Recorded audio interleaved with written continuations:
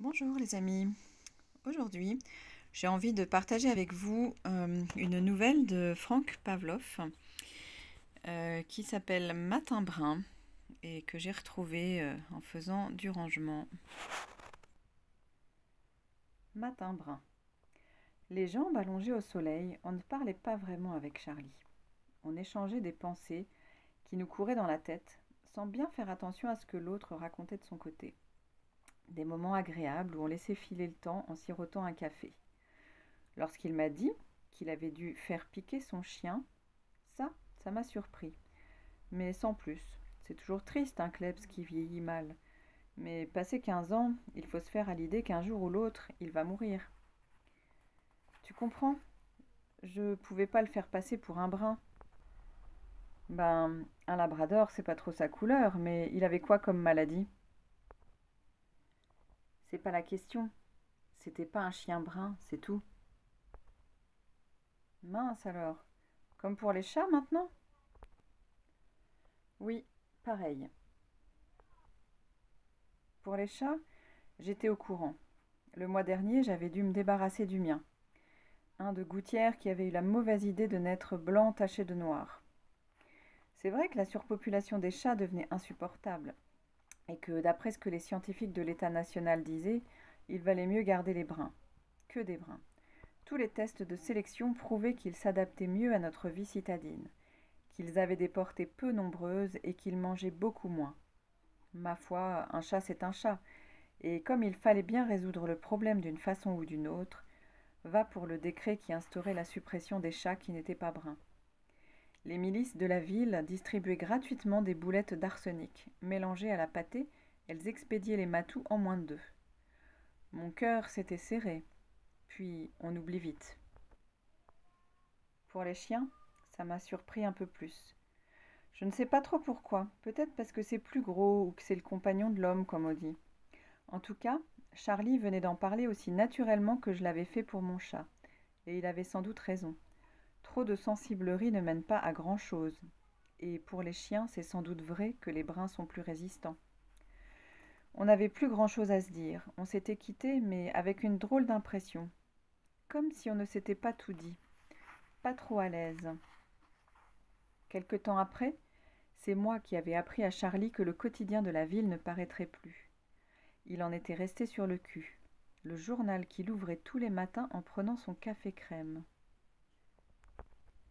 Ils ont coulé? Des grèves? Une faillite?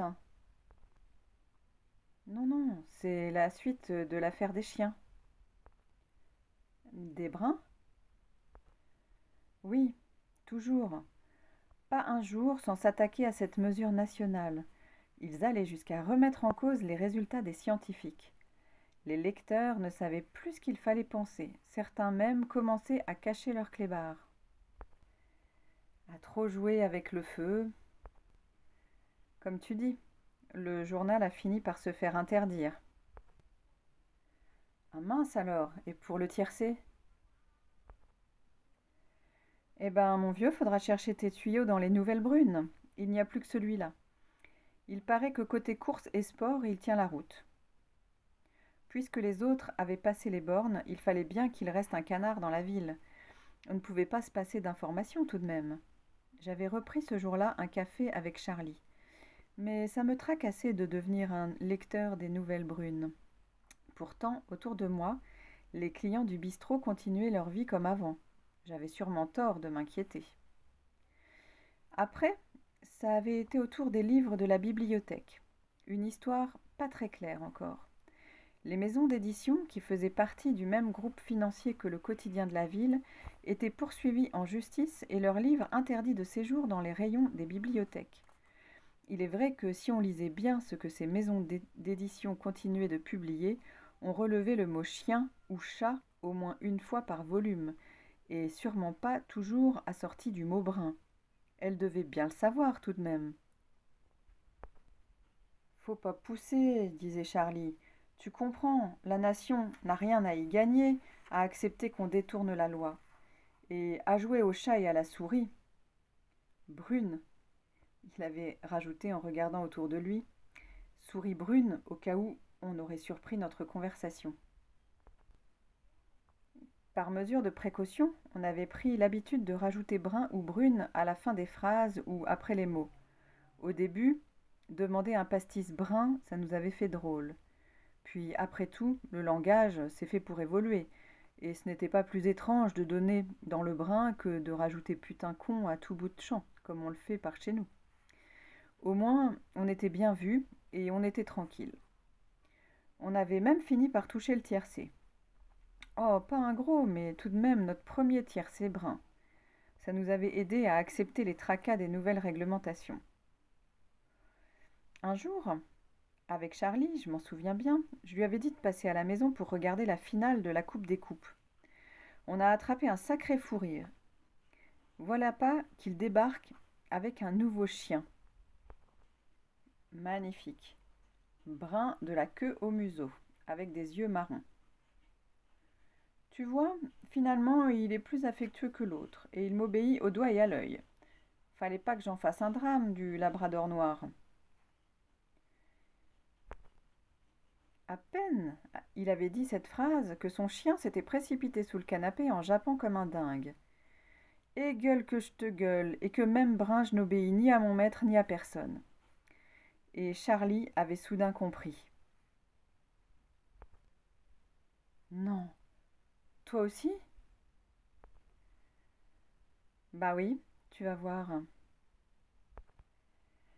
Et là, mon nouveau chat avait jailli comme une flèche pour grimper au rideau et se réfugier sur l'armoire. Un matou au regard et au poil brun. Qu'est-ce qu'on avait ri! Tu parles d'une coïncidence. Tu comprends, je lui avais dit. J'ai toujours eu des chats. Alors, il est pas beau celui-ci? Magnifique, il m'avait répondu. Puis, on avait allumé la télé pendant que nos animaux bruns se guettaient du coin de l'œil. Je ne sais plus qui avait gagné, mais je sais qu'on avait passé un sacré bon moment et qu'on se sentait en sécurité. Comme si de faire tout simplement ce qui allait dans le bon sens de la cité nous rassurait et nous simplifiait la vie. La sécurité brune, ça pouvait avoir du bon.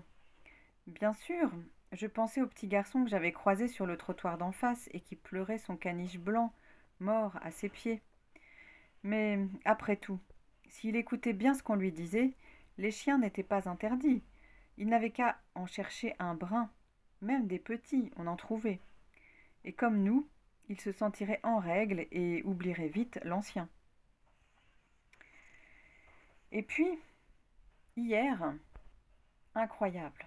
Moi qui me croyais en paix, j'ai failli me faire piéger par les miliciens de la ville, ceux habillés de brun qui ne font pas de cadeaux.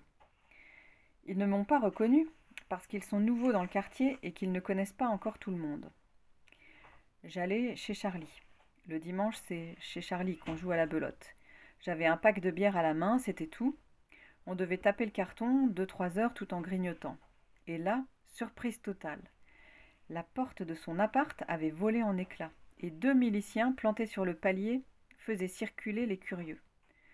J'ai fait semblant d'aller dans les étages du dessus, et je suis redescendue par l'ascenseur. En bas, les gens parlaient à mi-voix.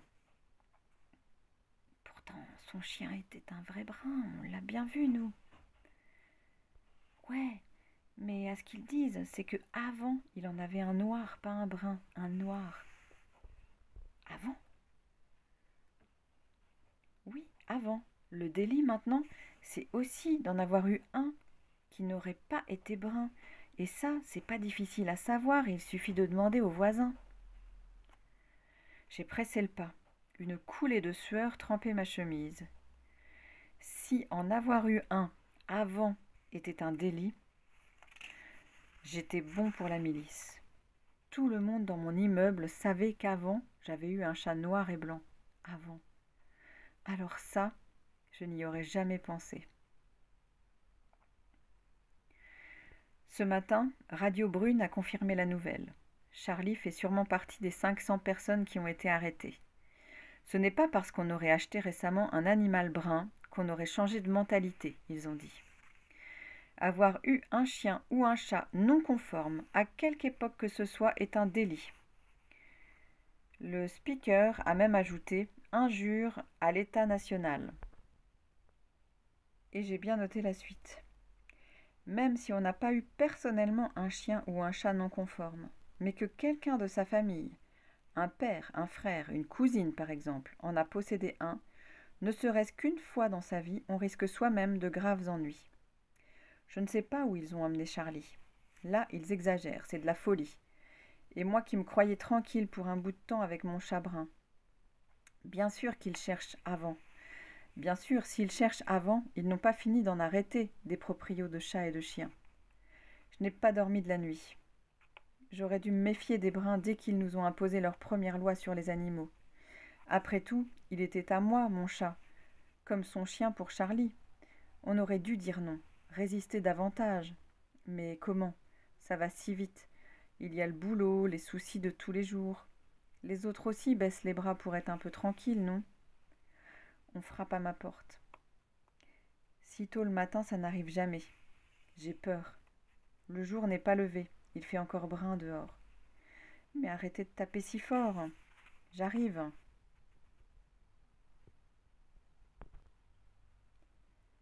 Voilà pour Matin Brun. Toute ressemblance avec des personnes ou des situations est évidemment complètement fortuite. Bonne journée, à bientôt.